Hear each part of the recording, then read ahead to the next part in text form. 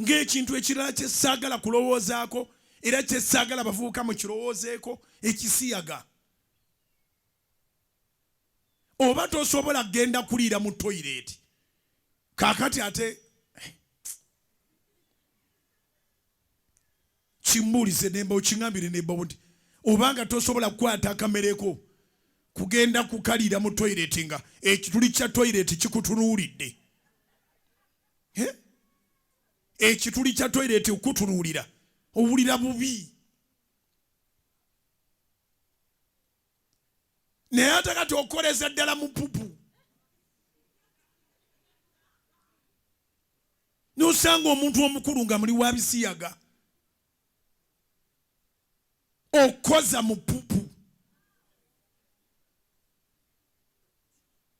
Ate tebaagala bagambako. Ekintu omuntu kyandibadde ayanguyira okwegaana ne baba kimusibyeko kisiyaga.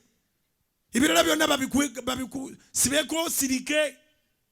Naye omuntu okugamba nti ozanyira mu pupu ng'oli muntu mukulu, oteekwa kwolwo lwennyini okuvaayo n'oga nti ntayi balimba. Kitalo nti abantu tebeenyinyala.